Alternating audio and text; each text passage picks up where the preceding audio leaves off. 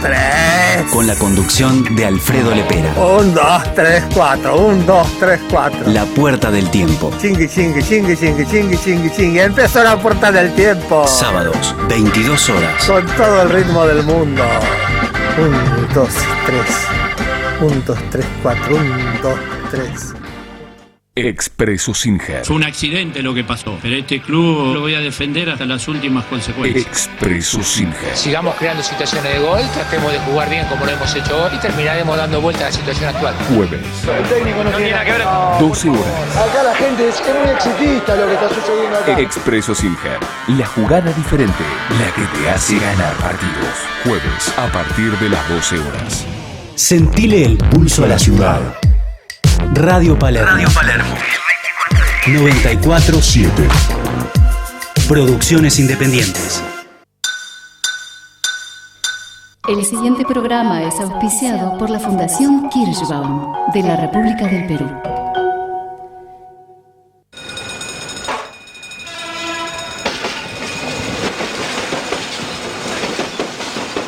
Tren Nocturno les anuncia su partida.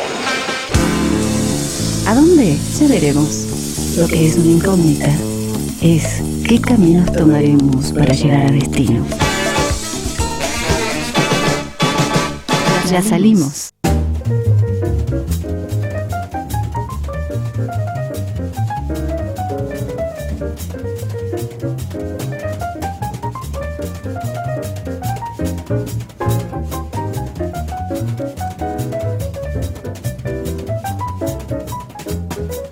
Muy buenas noches, queridos amigos. Como todos los lunes, soy Julio Kirschbaum dándoles la bienvenida a este nuevo programa de Tren Nocturno. Hoy estamos partiendo con un tema que es el colonialismo. Algo sabemos de esto en nuestros países en general. Y si hablamos de colonialismo, lo más válido, evidentemente, es hablar del colonialismo inglés.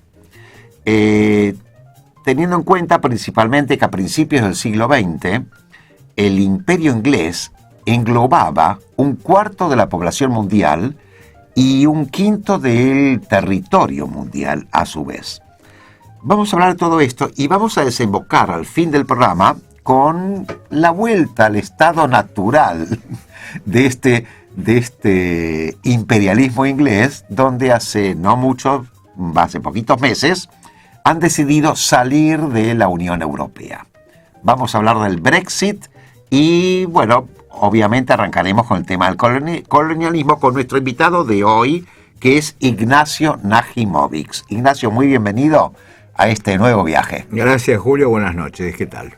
Un placer tenerte nuevamente con nosotros. ¿Para qué vamos a decir? Que vamos a reiterar que ya has estado en algunas cuantas ocasiones como historiador y siempre hablando de cosas que nos han interesado siempre nos ha interesado, nunca dejó de interesarnos. Y en esta ocasión nos traes el tema de la colonia. Queridos amigos, para aquellos que no lo conocen a Ignacio Najimovic es un historiador apasionado por la historia. Así lo definimos a nuestro querido invitado de hoy. Ignacio, me gustaría arrancar el programa me gustaría apuntar a la historia, a la evolución del colonialismo, pero partemos de una pregunta básica. ¿Cuál es la diferencia entre colonización y conquista? Bueno, esa es, la respuesta a esa pregunta es concretamente las relaciones que se generan posteriormente a uno o a otro proceder. Uh-huh. La colonización implica no solamente el hecho de ocupar geográficamente un territorio, sino el de establecer o tender lazos de tipo comercial, fundamentalmente. Y, a tal efecto, la fundación de las ciudades en las colonias, entre otras cosas, se hace cerca de vías navegables, por ejemplo, o con fáciles accesos, porque el colonizador sabe perfectamente que su futuro y su progreso depende del intercambio comercial. Uh-huh. Toda colonización, lamentablemente, comienza con una conquista. Y hablando como estábamos hablando de los ingleses, este es el tema. O sea, primero es la ocupación territorial, pero inmediatamente después es el tendido de las redes comerciales. Y de esta manera no se produce la expoliación del territorio colonizado, sino que el territorio colonizado progresa a la par de la metrópoli para la cual trabaja. Cosa que tal vez no ocurrió en el Río de la Plata. Nosotros fuimos netamente conquistados, no fuimos colonizados. Y esa conquista significó que acá no se buscaba comercio, sino que se buscaba consecución de oro, plata y guerra contra el indio. Por eso todas nuestras fundaciones y todos nuestros enclaves de tipo poblacional fueron hechos siempre como bastiones para la lucha. Eran propiamente para la conquista. No importaba si el lugar era apropiado para el comercio o si había alguna vía navegable cerca o no. Fundamentalmente eran bastiones. Ajá. Y así nos encontramos, lamentablemente, con ciudades que tienen 500 años de existencia y que siguen siendo, no digo pobres, porque cada una es rica a su modo o a su manera, pero si comparamos con ciudades como Nueva York, por ejemplo, que tal vez en 200 o 250 años es una potencia porque tiene un río navegable cerca, u otras poblaciones donde los ingleses colonizaron, nos damos cuenta de la diferencia entre conquista y colonización. Me surgen varias preguntas de lo que acabas de decir. Una primera sería pensar un poquito el tema de por qué esta conquista y colonización se dio más efectivamente con un imperio como el inglés que con los imperios español, francés, portugués, que si bien mantuvieron su estructura de, digamos, de colonización, que fue el objetivo primario básico, a lo mejor eso marcó la diferencia, el haber armado la cosa más estructuralmente compleja. Bueno, esa gran pregunta... Se me ocurrió recién ahora, mira que nos hemos reunido para esto. Creo que responde más a posiblemente a un origen común para ciertos países europeos y a otro origen para otros. Bien, a eso apuntaba. Por ejemplo, la península itálica y la península ibérica, las dos fueron colonizadas por Roma. Primero fueron conquistadas y luego fueron colonizadas. Pero el ejemplo que tuvieron para sus futuras incursiones fue el de Roma. La fuerza antes que la razón. Ajá. En cambio, los ingleses, que fueron una isla y como tal vivieron aislados, como el nombre lo dice, pelearon también contra los romanos, pero nunca fueron colonizados. A ellos hubo que conquistarlos y sin embargo la conquista de Roma no duró porque al caer el imperio ellos cayeron bajo monarquías de tipo local y aparte sufrieron dos invasiones muy, digamos, importantes para su desarrollo. Una fue la sajona, o sea, los alemanes, los precursores de los alemanes, los sajones, que llegaron en el año 422, y los normandos, que venían de Francia, que llegaron en el año 1066. La conjunción de esas razas, de esas etnias, dio por resultado una población diferente a la que quedó en el resto de Europa después de la dominación romana. Me gustaría retrotraerme un poquito a lo que había dicho al inicio del programa y recorrer un poco la historia, la evolución del colonialismo. Vos me habías dicho cuando empecé a preparar el programa que comenzó con las líneas comerciales marítimas, en la época de Enrique VII. Exacto. en el 1500, si no me equivoco. 1485, para ser más exacto, que fue cuando Enrique VII comienza a gobernar. Ajá. Volvemos al mismo razonamiento anterior. Ellos eran una isla. Sí. La única expansión que tenían era marítima. Totalmente. No tenían otra forma de salir de su isla. Uh-huh. Entonces desarrollan una industria naviera muy particular, que España también la tenía, y también la tenía Italia. Italia tenía ciudades como Venecia o Génova, que eran netamente marítimas. Uh-huh. Aparte, lindaban todas sus ciudades con el mar. Lo mismo en España. Claro. Con su armada invencible. Exacto, pero el desarrollo de cada uno y el criterio con el que encaraban esa expansión era diferente. A eso apuntó la pregunta que te hice hace un ratito. Justamente, si el criterio era distinto. Absoluto. O sea que ahí marcamos una base distinta. Exactamente. Después se continúa con, bueno, ya entramos a, en un momento me mencionaste cuando ellos ponían sus intereses y hacían mejorar los intereses de las poblaciones locales, de sus colonias. Exactamente. Enseguida lo asocié, ¿sabes con qué? Con la estructura piratesca de los piratas, que dejaban un porcentaje y se llevaban un alto porcentaje. Bueno, Verbitsky escribió un libro que se llama Robo para la Corona. Tenés razón.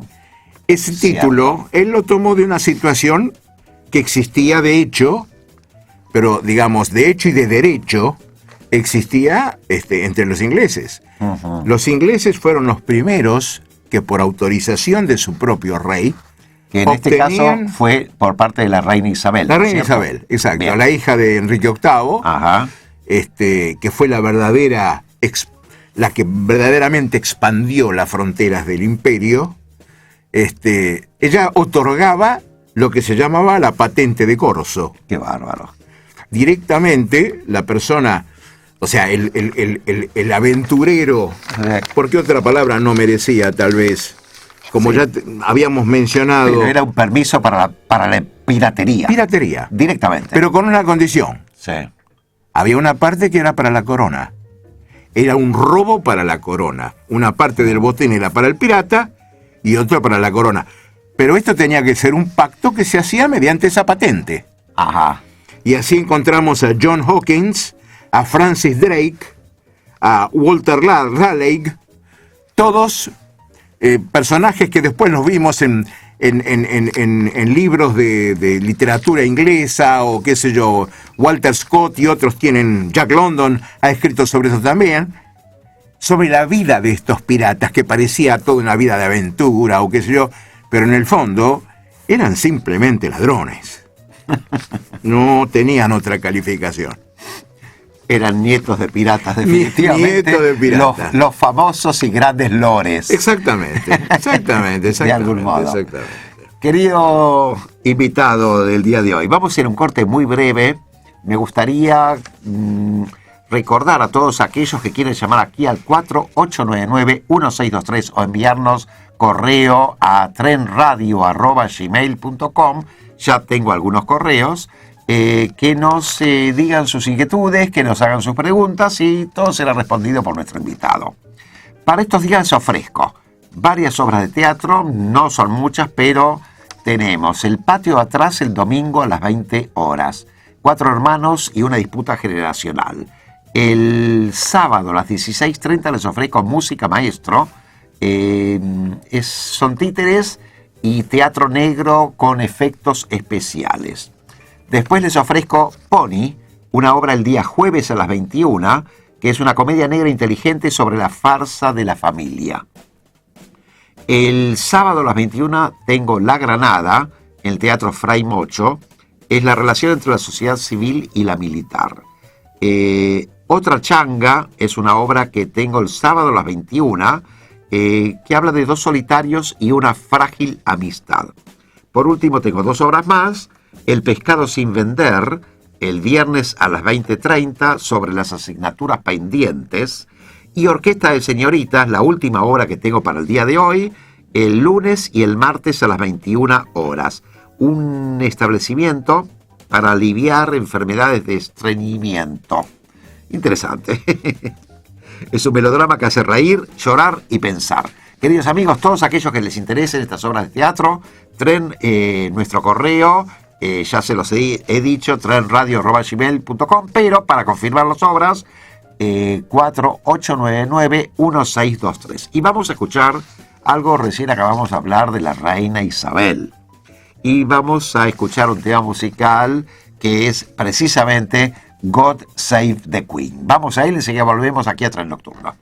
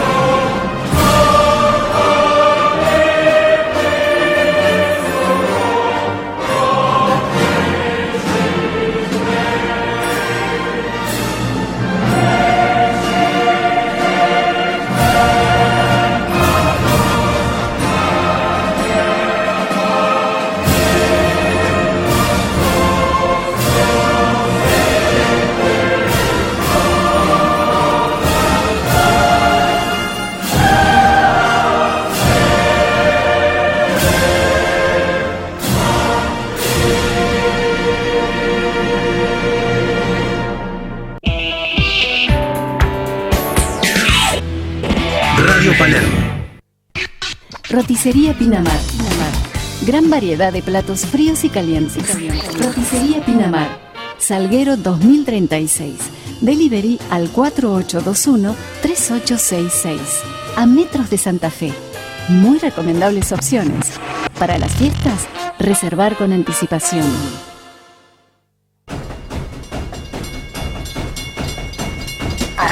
No. Barreras. No. Tren nocturno. Tren nocturno. Sin barreras. All aboard. All aboard.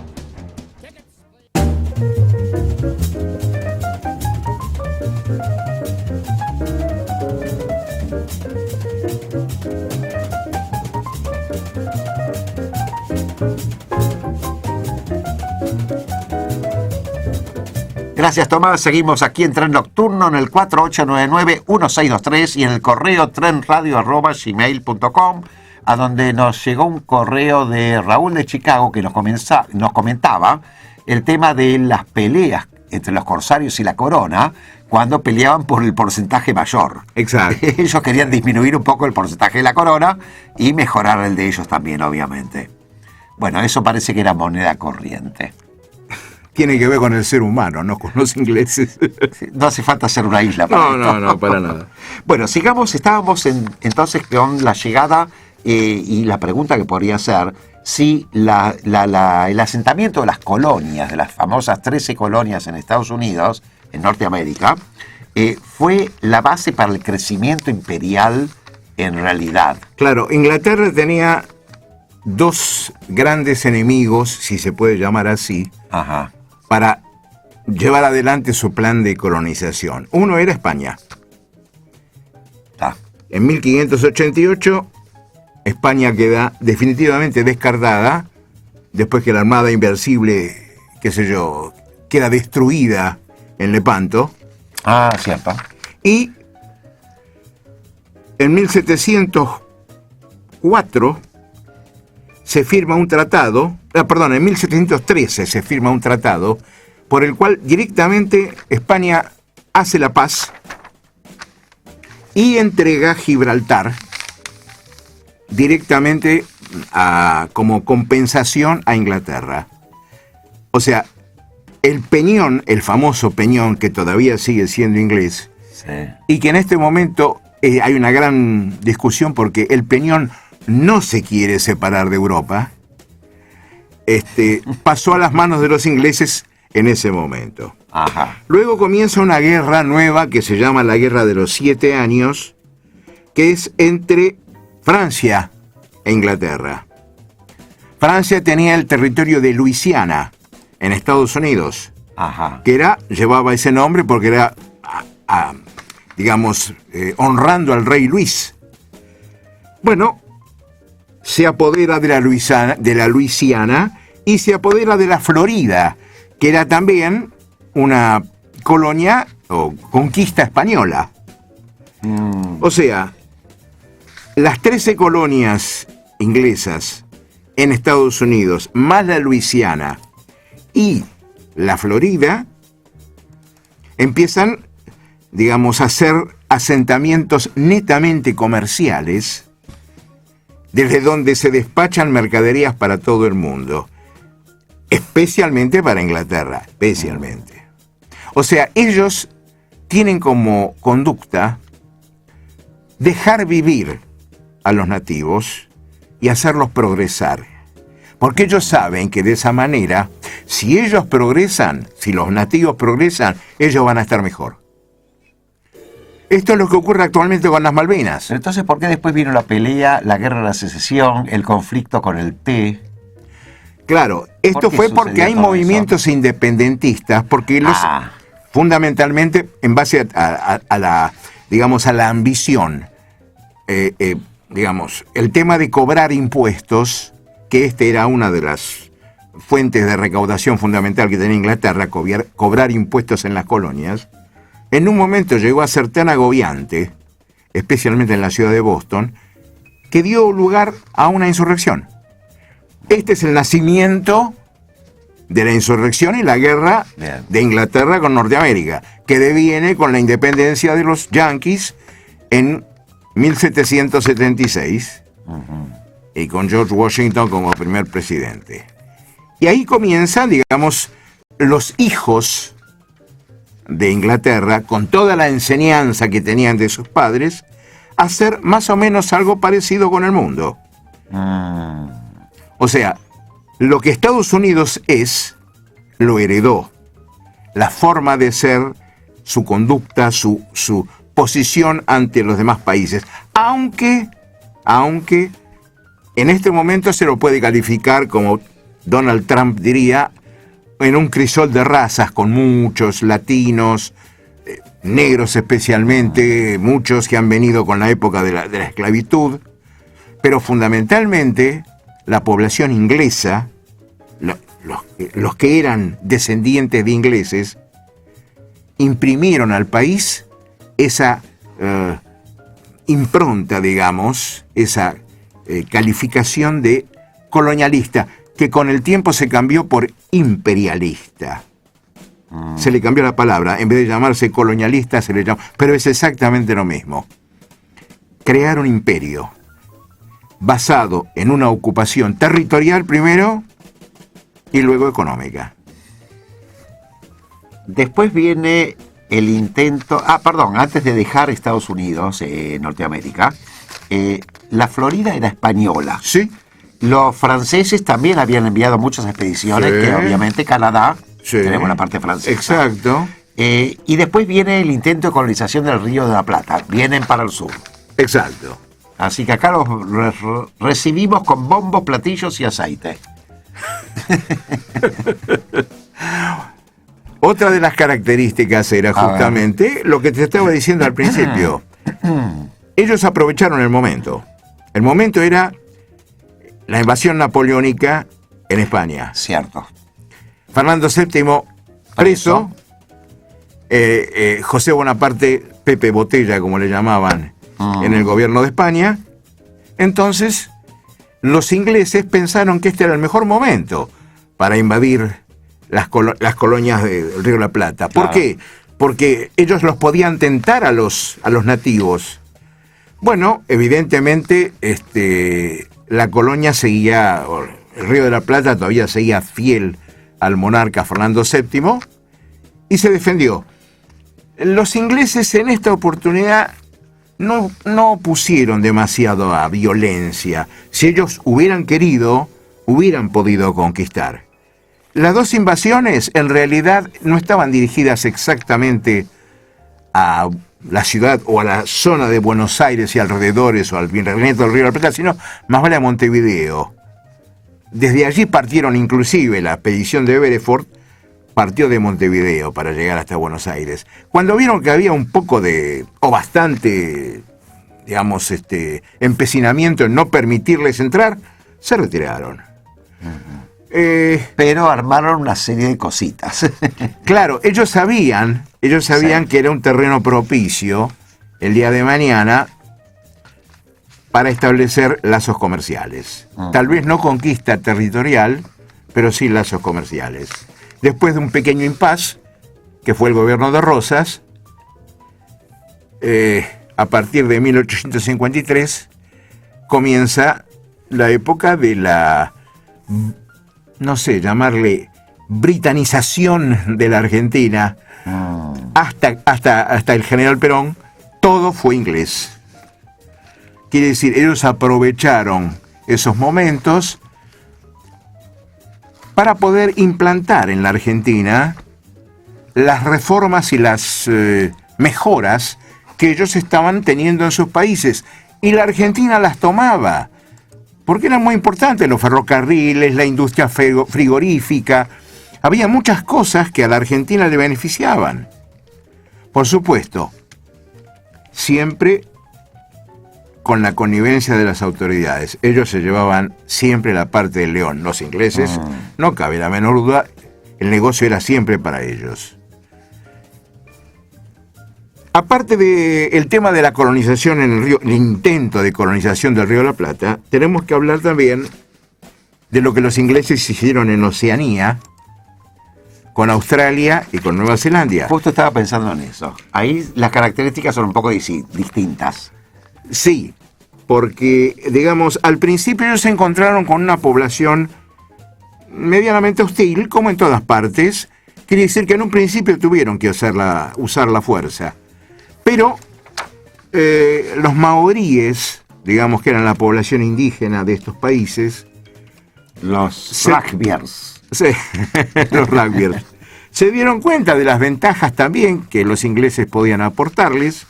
Entonces firmaron pactos de mutua asistencia, y aunque después los ingleses se ocuparon de sacarle todo el jugo que quisieron a Australia y Nueva Zelanda, pudieron entrar sin demasiada violencia en esos países. Y lo primero que se les ocurrió, como estaba tan alejado de Inglaterra, era usarlo como prisiones para todos los presos indeseables que estaban en su país, para tenerlo lo más lejos posible.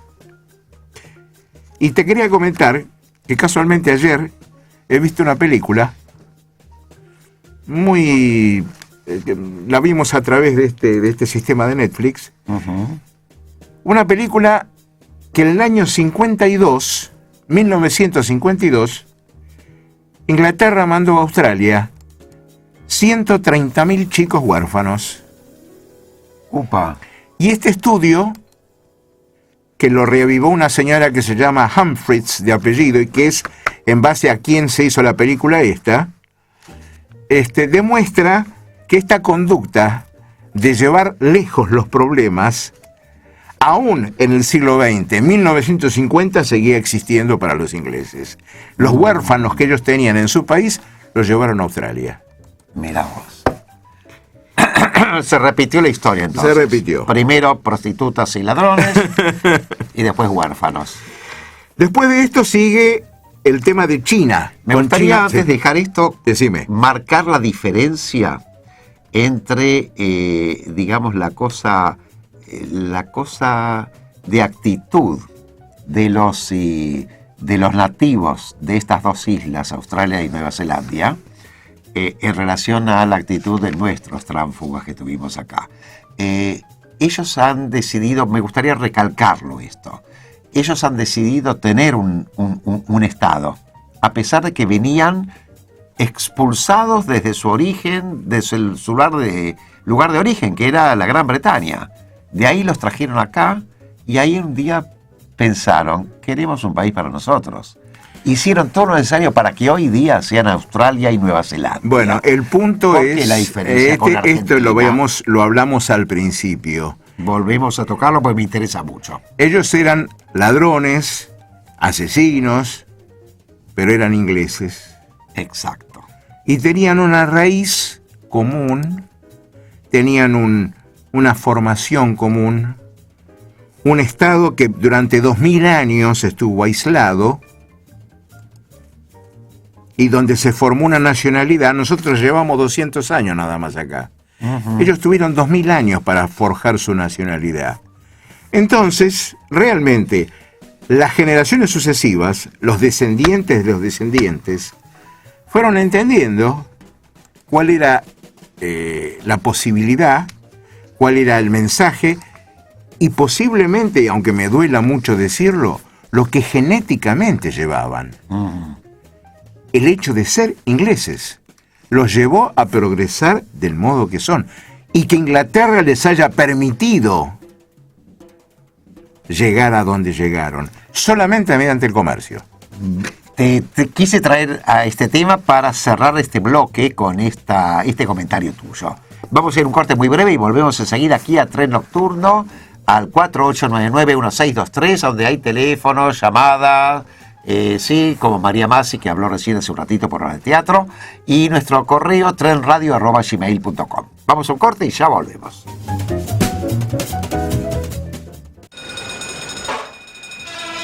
Atención, señores pasajeros, el tren nocturno detendrá su viaje aproximadamente 3 minutos por desperfectos técnicos.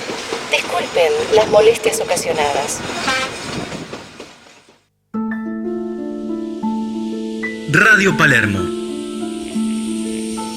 94.7. Producciones independientes. El sol lo adormece, el frío lo acurruca, el silencio lo relaja y el peligro lo pone en alerta. Pero básicamente su lugar siempre es la ventana. Si lo conoceré. El gato en la ventana. Un momento con el cine, el teatro, la televisión y la radio. Recorriendo algunos libros, charlando con amigos y escuchando buena música. Conductor Hugo Bab Quintela. El gato en la ventana. Sábados, 15 a 16 horas. Por Radio Palermo 94.7. La ventaja de conocer la tapa de los diarios de los próximos días. La posibilidad de estar informado con sentido crítico y sin manipulaciones. Todo lo encontrará en Copyright, un programa para reflexionar sobre nuestro tiempo con rigurosidad periodística y pluralismo. Copyright, todos los jueves de 20 a 21, con la conducción de Jorge Figueroa y Mariano Perla. Cuando se apaga la luz, se iluminan todos tus recuerdos. 1, 2, 3. 1, 2, 3. Con la conducción de Alfredo Lepera. 1, 2, 3, 4. 1, 2, 3, 4. La puerta del tiempo. Chingui, chingui, chingui, chingui, chingui, chingui, chingui. Empezó la puerta del tiempo. Sábados, 22 horas. Con todo el ritmo del mundo. 1, 2, 3. 1, 2, 3, 4, 1, 2, 3.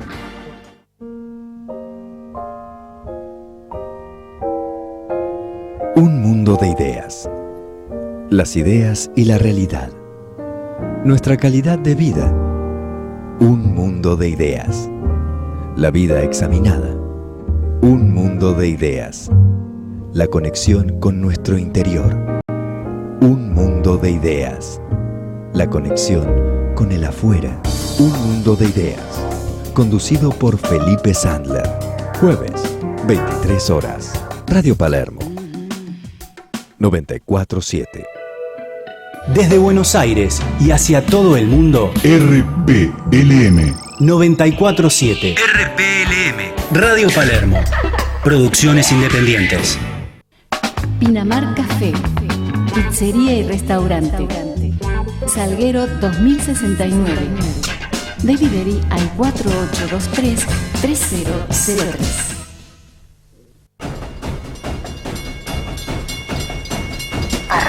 No. Barreras. No. Tren nocturno. Tren nocturno. Sin barreras. All aboard! All aboard! Tickets, please. Tickets.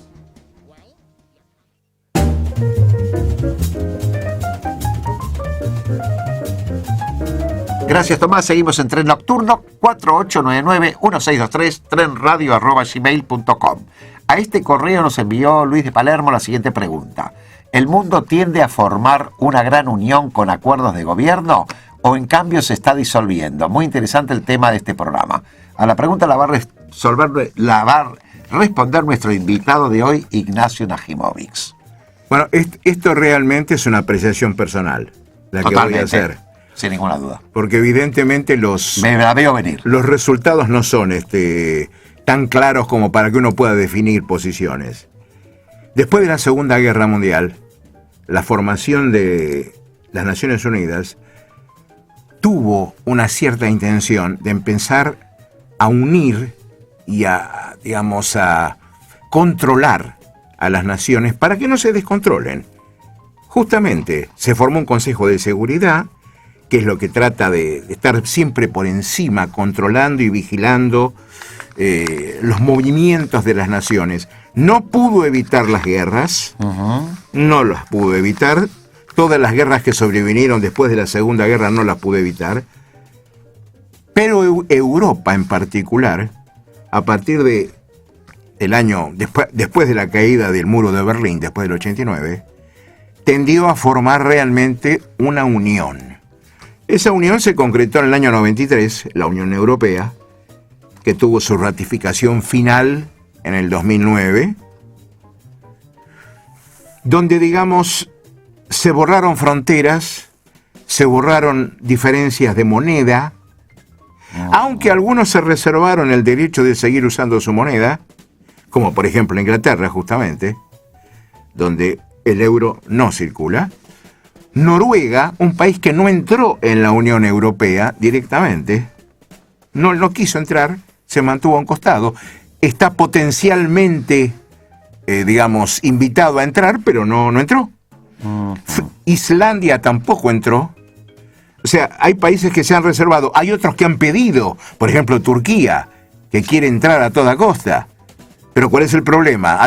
Hace pocos días, tuvo un golpe de Estado. Entonces, los europeos dicen, no nos conviene que entre. Uno que ya tiene problemas, mejor no entrar, no dejarlo entrar. Quiere decir si el mundo tiende a unirse o a disolverse, o a separarse, no es una cosa que pueda ser mensurada exactamente en todas partes igual. América tiende tal vez a hacerlo. Europa, por lo que estamos viendo, tiende a la disgregación. Entiendo. Y ahora más con el tema del Brexit, que lo vamos a tomar dentro de unos minutitos. Pasamos a la India y a China, ¿qué tal? India y China fueran otras dos naciones donde el colonialismo inglés, que comenzó con la conquista. En India, la famosa conquista de India y de la lucha de Gandhi para sacárselos de encima, Sí, total.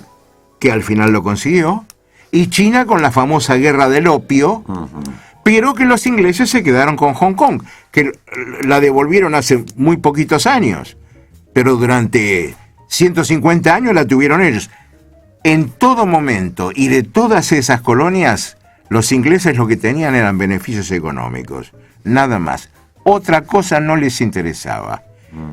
Y si se tornaba demasiado difícil la situación, la dejaban. Pero básicamente era la conveniencia económica. Lo mismo pasó con Canadá. En algunos casos la dejaban, pero generaban particiones. La India, cuando la dejó, se creó el estado de Pakistán al lado. Exactamente. Y lo mismo sucedió con una pregunta que acá tenemos un correo de Agustín de Moreno, que nos dice: hola querido Ignacio, Agustín de Moreno te saluda. Por favor, háblanos del papel británico en la creación del Estado de Israel. Bueno, justamente... Muchas gracias, saludos Juli y Tren Nocturno. Cuando termina la Primera Guerra Mundial y el Imperio Otomano, que ocupaba la zona de Palestina, se disgrega completamente, se hace cargo el gobierno inglés. Y ahí empieza, por parte de, digamos, de los dirigentes judíos, un lobby permanente en la Cámara de los Comunes, en la Cámara de los Lores, en todos los congresos internacionales, donde tuvieron mucho que ver personas como Ben Gurión, como Weizmann, etcétera, que al final lograron, en el año 48, que las Naciones Unidas hicieron una partición. Y una partición donde había una patria para los judíos, el hogar nacional judío. Eso fue Israel. Eso se obtuvo en el año 48, después de la Segunda Guerra Mundial y después que los ingleses se hayan retirado de Palestina, por mandato de las Naciones Unidas, justamente. Bueno, como te das cuenta, en todas partes dejaron su huella, su impronta. Nos falta simplemente hablar, básicamente del periodo de las guerras. De las dos guerras mundiales, que fueron, o sea, fue el momento en que Inglaterra obtuvo su máxima expansión. No nos olvidemos. A posteriori de la Primera Guerra, ¿no? Exactamente. No nos olvidemos, por ejemplo, de África. Claro. África les pertenecía casi por completo, salvo pequeños enclaves franceses en el norte, como Argelia y Túnez. Libia. No, Libia y Cirenaica pertenecían a Italia. Italia, por eso. Italia. Tampoco pertenecía a Inglaterra. Pero el centro, lo que es hoy la República Centroafricana, Nigeria, que es la francesa. Ajá, exacto. Todo el sur de África, Sudáfrica, lo que es hoy Botswana, Bechuanalandia, Togo, todas fueron posesiones inglesas. Es cierto. De todas ellas se retiraron a partir de las guerras independentistas que se produjeron después de la Segunda Guerra Mundial. O sea, donde ellos ya veían que no era tanto negocio seguir allá como perder gente o soldados y tener que mantener estructuras administrativas, se retiraban. Del mismo modo como se retiró Bélgica del Congo, así como se retiró Francia en la época de Gaulle, de Túnez, de Argelia. Cada vez se fue produciendo lo que se llamó la descolonización. O sea, fueron dejando, porque eran mayores los problemas que los beneficios que se obtenían. Entonces fueron dejando de a poco todos estos países, especialmente Inglaterra, hasta quedar con los enclaves actuales, que curiosamente, parece mentira, ¿no? Pero siempre son islas, o casi islas. O sea, las Malvinas son islas. Ascensión, Santa Elena, Ascensión, las Seychelles, estas famosas islas que se pusieron tan de moda en este momento, también las Islas Maldivas, por ejemplo, en una época también estuvieron en Chipre, tuvieron Chipre a su merced, también en un momento. El canal, el Golfo de Asuán. El canal de Suez. El canal de Suez. También lo estuvieron manejando durante un montón de años. En resumidas cuentas, para ya llegar al tema del Brexit, en resumidas cuentas, 1/5 del territorio mundial. Exactamente. Así de simple. Exactamente. Y creo que un tercio, algo por el estilo. Un cuarto de la población. Un cuarto de la población. Vamos a ir a un corte muy breve, vamos a escuchar un tema. Antes quiero leer un correo de Raúl Vilardo. Gracias, Raúl, por el correo. Me encanta la claridad que produce esta charla con Ignacio sobre un tema tan complejo. Posibilita abrir la mirada desde nuestra forma de ser hacia otras dimensiones. No hay preguntas, hay felicitaciones. Gracias. Gracias, Rubén, por el correo. Amigos, vamos a un corte muy breve donde vamos a escuchar, ¿qué nos puedes decir de lo que dice el tema que vamos a escuchar ahora? Lo que dicen el grupo inglés en función de lo que es la historia de Inglaterra como isla y el desencuentro con todo el alrededor, digamos. Parece mentira, pero un grupo inglés de música que creo que posiblemente para mucha gente... Más de uno lo conoce, sí. Creo que es conocido. Sí, más de uno. Interpreta un tema que curiosamente es lo contrario de lo que hicieron los ingleses durante toda su existencia. Y que les permitió mantenerse como isla siempre, ¿no es cierto? Exacto, mantenerse como una isla. Vamos al tema musical y enseguida volvemos aquí a Tren Nocturno.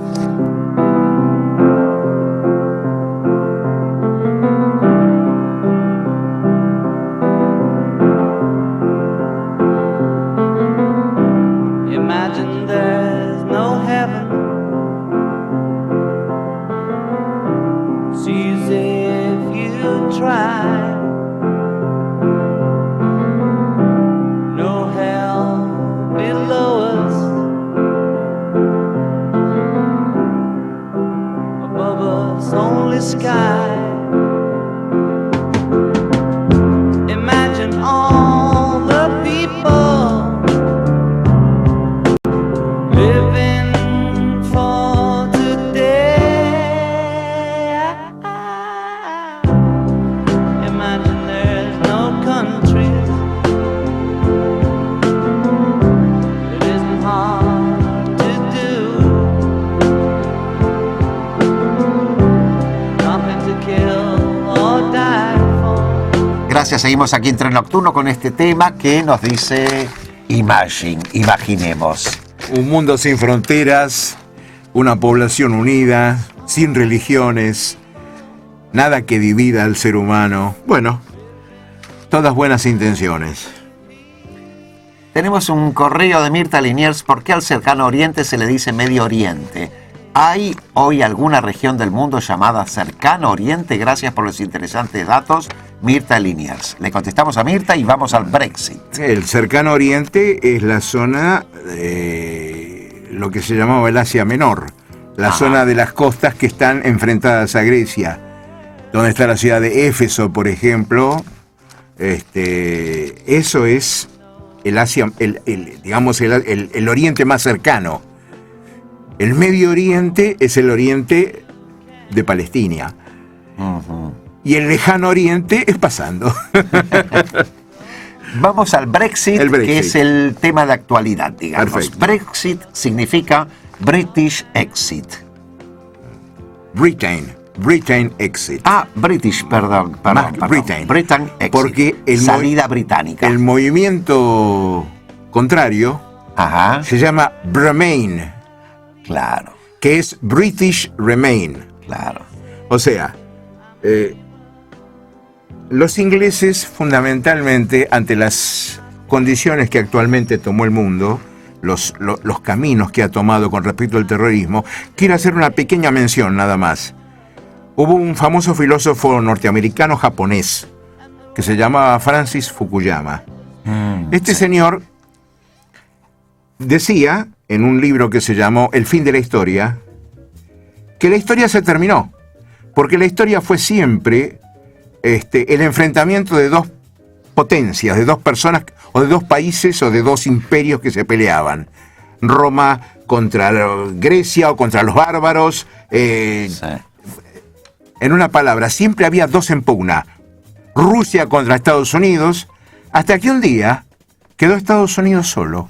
Se acabó el enemigo. Entonces Fukuyama decía, si no hay más enemigo, no hay más historia, no hay más guerras. Claro. 5 años después de eso, de ese libro, que se llamaba El fin de la historia, publicó un libro más chiquitito que se llamaba Perdón, me equivoqué. Y aclaraba, me olvidé de pensar en el fundamentalismo. La gente pensaba que el enemigo podía ser China. No, China no es el enemigo. El enemigo es el fundamentalismo religioso. Sea de la raíz que sea. En este caso es el islámico. Sí. Y lamentablemente tenemos una prueba con lo que está pasando con ISIS. Este famoso ISIS quiere implantar un califato en toda Asia, prácticamente, que fogonea la guerra en Siria. Líbano ya está totalmente destruido. En Siria prácticamente no queda casa sobre casa, ni ladrillo sobre ladrillo. Este movimiento terrorista, que fue posiblemente el mismo que, digamos, dio lugar a la caída de las torres y a todos los atentados, ha provocado una expulsión de habitantes.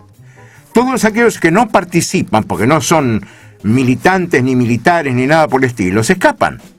Es una guerra que no tiene cuartel, que no perdona. ¿Y hacia dónde escapan? Al único lugar que pueden, hacia Europa. La salida de ellos es hacia Europa. ¿Y la entrada es Grecia?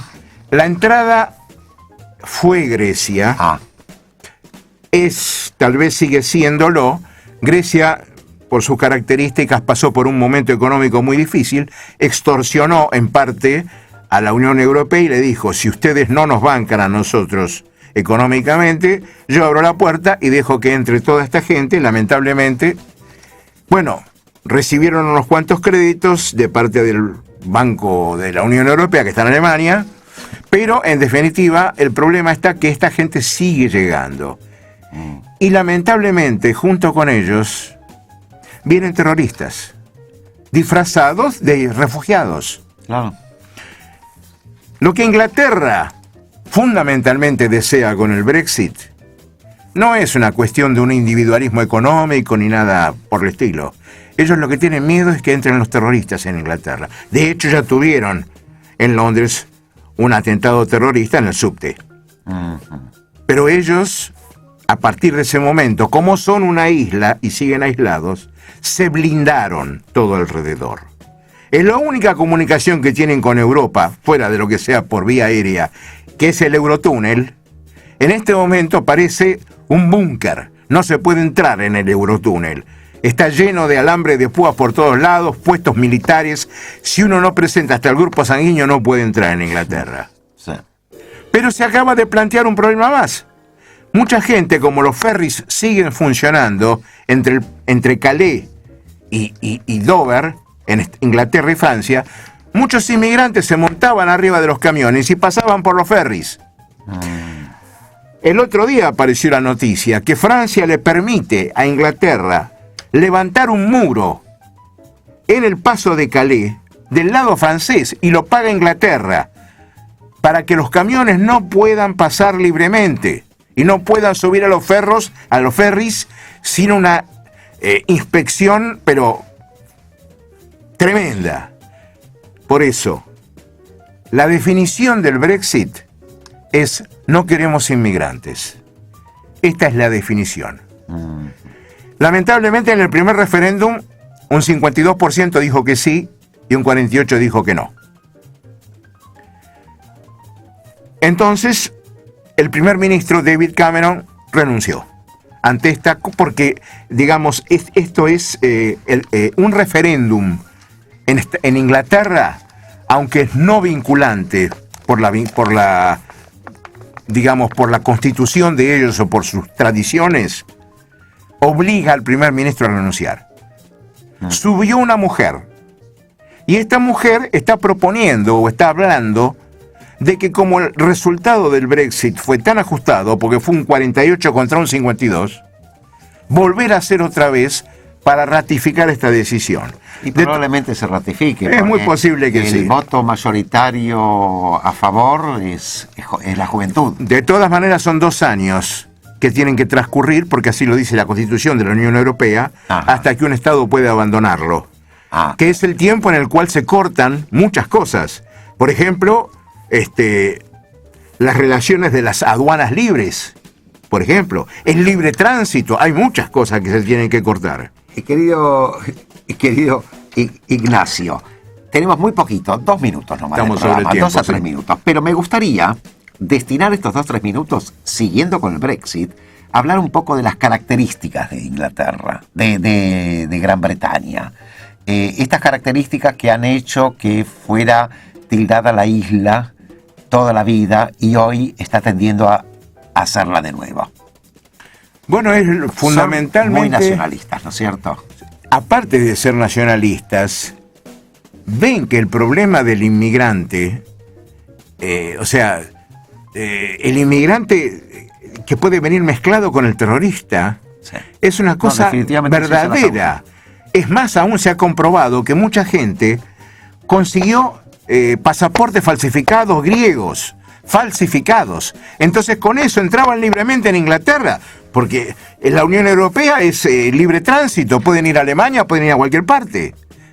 Entonces realmente la cuestión del inglés, posiblemente, yo no digo, me parece que puede llegar a ser un ejemplo el día de mañana para otros estados de la Unión Europea, que si esto no cesa o no se le pone algún freno o algún control... Mira lo que está sucediendo con Francia, por exactamente. ejemplo. Se ha abierto totalmente. Marsella, hace 20 años. No hay soldados que alcancen. No hay soldados que alcancen para custodiar todo esto.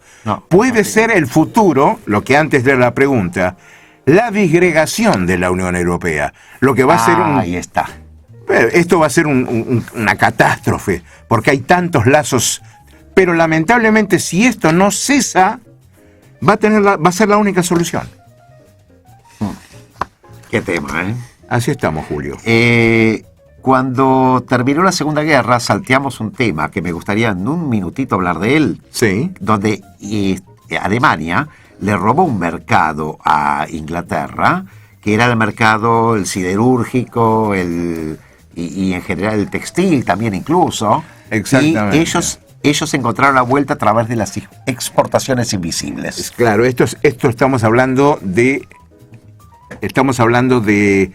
el siglo XIX. Exacto. De las guerras del siglo XIX. Exacto. Efectivamente, Inglaterra lo que exportó cerca del siglo XX, acercándose, fue fundamentalmente bancos, compañías de seguros, transportes, sistema de transporte fluvial, ferroviario, etcétera, pero ya no más productos, porque los productos Alemania los superó en todo lo que es siderurgia y textil, y más adelante, después de la Segunda Guerra, por supuesto, los gigantes asiáticos. Querido Ignacio, muchísimas gracias por haber venido a este tren nocturno en una nueva ocasión. Yo te agradezco a vos, te agradezco que me hayas confundido con Agustín, y le agradezco a mi amigo no Rubén. Se te escapó. A mi amigo Rubén Vilardo que me haya llamado para hacer una pregunta o felicitar. No, felicito. Dijo, no preguntas, felicitaciones. Te agradezco, Rubén. Gracias, Ignacio Najimovic, un historiador apasionado por la historia. Quedan pendientes muchas cosas, las vamos a hablar más adelante y te voy a invitar probablemente para hacer un análisis de la segunda del referéndum para confirmar el Brexit. Porque, por ejemplo, hay gente como Ricardo, que no pudo escuchar el programa, que nos dice, estaré viajando el día lunes y quería saber cómo se puede escuchar el programa. Sí, el programa es subido a YouTube a posteriori de la emisión. Amigos, soy Julio Kirchmann, les quiero desear muy buenas noches, agradecer a Tomás en la operación técnica, a Laura en la operación telefónica, y los espero, como siempre, el lunes que viene. Ignacio Najimovic, mil gracias por haber estado con nosotros. Gracias a vos y un saludo para todos. Desde Buenos Aires y hacia todo el mundo, radiopalermo.com.ar